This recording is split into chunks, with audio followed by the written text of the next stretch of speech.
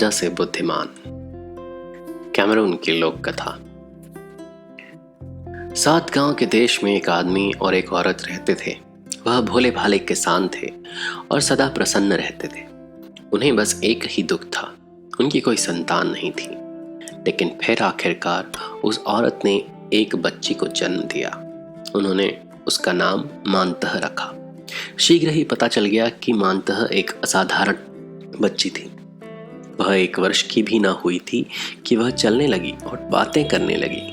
2 वर्ष की होते होते वह 7 गांव के लोगों की भाषा बोलने लगी थी। वह पशुओं से भी बातें कर सकती थी। जब वह 3 वर्ष की हुई तो अपने माता पिता के लिए खाना बना सकती थी। उसकी चतुराई देखकर गांव के लोग दंग रह जाते थे। इसलिए वह उसे राजा से बुद्धिमान कहकर बुलाने लगे, क्योंकि वह 7 गांव के राजा से अधिक बुद्धिमान थी। शीघ्र ही राजा को इस बच्ची के बारे में पता लगा। ऐसा कैसे हो सकता है, वह सोचने लगा। एक छोटी लड़की जो अभी 4 वर्ष की भी नहीं हुई है, यह अपमानजनक है।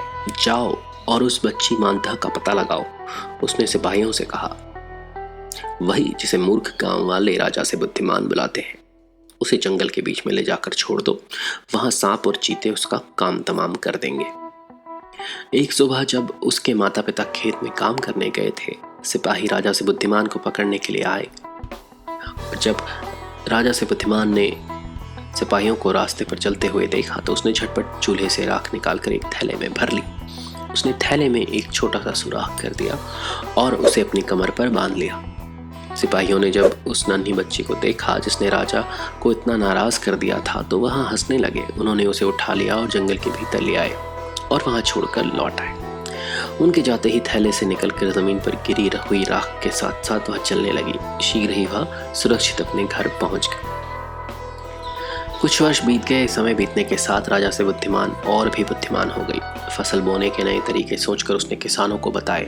जल्दी ही किसान पहले से 2 गुना अधिक सब्जियां पैदा करने लगे। फिर उसने एक ऐसे चाकू का आविष्कार किया जिससे किसान पहले से आधे समय में फसल काटकर खेत साफ कर सकते थे। राजा से बुद्धिमान बहुत लोकप्रिय हो गई। जब भी लोगों को कोई कठिनाई आती, वह उससे सलाह लेने आते। राजा ने अफवाह सुनी कि राजा से बुद्धिमान अभी भी जीवित थी। वह क्रोधित हो गया और उसने निश्चय किया कि वह उससे सदा के लिए छुटकारा पा लेगा। उसने सिपाहियों को आदेश दिया कि महल के पीछे एक गड्ढा खोदें। उसने सोचा कि राजा से बुद्धिमान को उस गड्ढे में कैद करके रखेगा जब तक वह भूख से मर न जाएगी। जब राजा से बुद्धिमान ने सुना कि सिपाही गड्ढा खोद रहे थे, तो उसने अनुमान लगा लिया कि राजा क्या करना चाहता था। उस रात जब उसके माता पिता सो रहे थे, वह घर से बाहर चली गई और अपने मित्र छछूंदरों से कहा कि उसका एक काम करें। कुछ दिनों के बाद राजा के सिपाही राजा से बुद्धिमान को ले जाने के लिए आए। उसके माता पिता रोने लगे, लेकिन मानतह बिना कोई झमेला किए उनके साथ चली गई।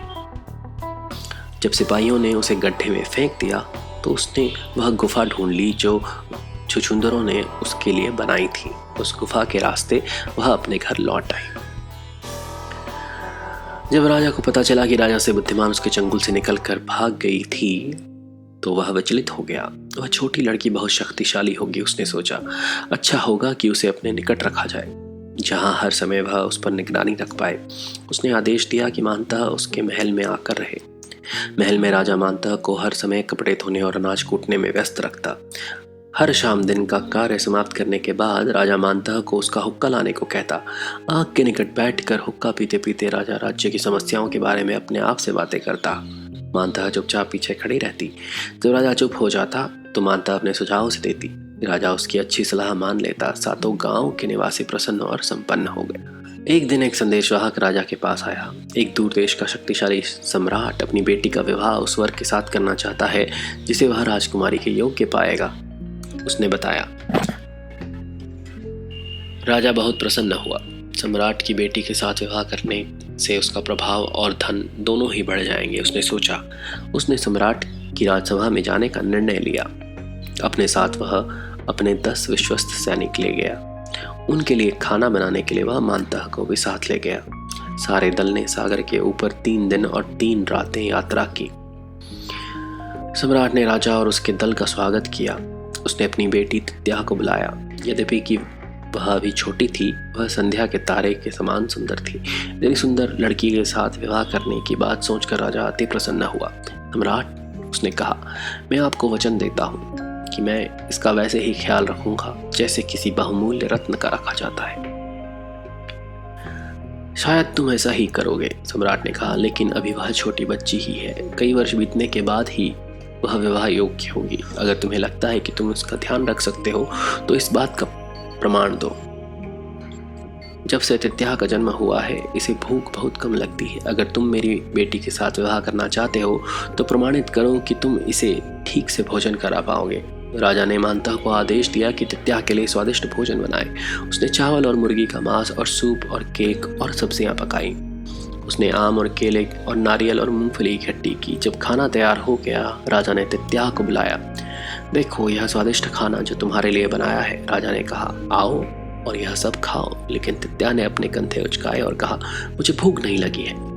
तित्या रुको, मानतह ने कहा, मैं तुम्हें कुछ दिखलाना चाहती हूँ। मानतह ने अपनी कमर पर बंधी डोरी खोल ली जिस पर घंटियां बंधी थी। वह घंटियां बजाने लगी। तित्या ने घंटियों की आवाज सुनी तो वह बहुत प्रसन्न हुई। वह उनके साथ खेलने लगी। वह मुंह खोलकर हंसने लगी। मानतह ने झट से आम का एक टुकड़ा उसके मुंह में डाल दिया। छोटी राजकुमारी घंटियों को देखकर इतनी मग्न हो गई कि बिना सोचे वह आम के टुकड़े को चबाकर निकल गई। फिर राजा से बुद्धिमान ने मुर्गी का एक टुकड़ा खिलाया। घंटियां बजाते बजाते उसने तित्या को सारा खाना खिला दिया। सम्राट ने मानतह से कहा, तुम बहुत ही बुद्धिमान युवती हो। मैं अपनी लड़की की देखभाल के लिए तुम्हें सौंपता हूँ। क्रोधित राजा ने राजा से बुद्धिमान को वहीं उसी पल मारने के लिए अपनी कुल्हाड़ी उठाई। महाराज रुकिए, उसने धीमे से राजा से कहा, सम्राट के सामने अपने आप को अपमानित न करें। ध्यान रखें कि मैं आपके साथ महल में रहती हूँ। जो कुछ भी मेरा है वह आपका ही है। यह छोटी राजकुमारी भी। जब तित्या बड़ी हो जाएगी तो उसका विवाह आपके साथ ही होगा जैसा आप चाहते हैं। राजा को मानतह की बात की सच्चाई समझ आ गई। उसने मानतह को अनुमति दी कि वह छोटी लड़की को अपने साथ घर ले आए। जब वह सम्राट के राज्य से वापस चले तो सागर शांत था, पर जैसे ही वह सागर पार करने लगे, एक विशाल लहर में जहाज लगभग डूब ही गया। फिर लहर के पीछे से एक भयंकर समुद्री दैत्य आगे आया। वह एक बाओबाब पेड़ से भी बड़ा था। उसके 7 सिर थे। उसका हर मुंह आग और भाप उगल रहा था। राजकुमारी कहाँ है? दैत्य ने गरज कर कहा। राजकुमारी मुझे दे दो। सिपाहियों ने दैत्य को तीर मारे, लेकिन उनके तीर उसके शल्कों से टकराकर सागर में गिर गए। उसकी आंखों में मारो, राजा से बुद्धिमान ने चिल्लाकर कहा। लेकिन उस भयानक जीव ने सैनिकों को इतना भयभीत कर दिया कि उनके हाथ कांपने लगे और अधिकतर तीर निशाने पर न लगे। शीघ्र ही उनके पास एक ही तीर बचा था, लेकिन दैत्य के 4 सिर अभी बाकी बचे थे। हम क्या करें? सैनिकों ने राजा से पूछा। राजकुमारी उसे दे दो, डर से कांपते हुए राजा चिल्लाया। हमें अपने आप को बचाना है। राजा से बुद्धिमान ऐसा नहीं होने दे सकती थी। अपना तीर कमान मुझे दे दो, उसने उस सिपाही से कहा जिसके पास अंतिम तीर था। मैं उसे मार सकती हूँ। राजा उस पर चिल्लाया, तुम क्या कर सकती हो? लेकिन सिपाही ने तीर कमान राजा से बुद्धिमान को दे दिया। तीर कमान को अपने पीछे छिपाकर राजा से बुद्धिमान समुद्री दैत्य के सामने खड़ी हो गई और अचानक चिल्लाने लगी, ओ नहीं, ओ नहीं, पहले तुम आए और अब अपने भाई को साथ ले आए हो। अब हमारा क्या होगा? उसकी बात सुनकर दैत्य बहुत हैरान हुआ। वह तो समझता था कि अपनी तरह का वह एक अकेला दैत्य है। उसने अपने दाएं और बाएं देखा। अपने भाई की झलक पाने के लिए उसके सिर हर दिशा में घूम रहे थे। क्या तुम उसे नहीं देख पा रहे? दाईं ओर संकेत करते हुए राजा से बुद्धिमान चिल्लाई, वह वहाँ है, तुमसे भी बड़ा। ओ नहीं, ओ नहीं। जिस ओर राजा से बुद्धिमान ने संकेत किया था, दैत्य ने अपने चारों सिर उस ओर घुमाए। जैसे ही उसकी सारी आंखें एक ओर देखने लगी, मानतह ने कमान उठाई और निशाना लगाया। उसके तीर से दैत्य की 8 आंखों को भेद दिया।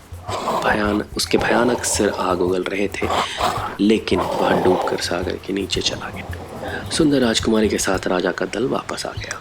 सातों गांव के लोग उसका स्वागत करने लगे और उनकी यात्रा की कहानी सुनने के लिए इकट्ठा हो गए। राजा ने उन्हें बताया कि उसने राजकुमारी को विवाह के लिए जीता था और अपने जहाज को एक भयंकर दैत्य से बचाया था। लेकिन उसकी कायरता और कुटिलता से चिढ़कर सैनिकों ने लोगों को सच्ची कहानी सुना दी। उन्होंने बताया कि राजा से बुद्धिमान की वीरता और सूझबूझ के कारण ही वह सब जीवित है।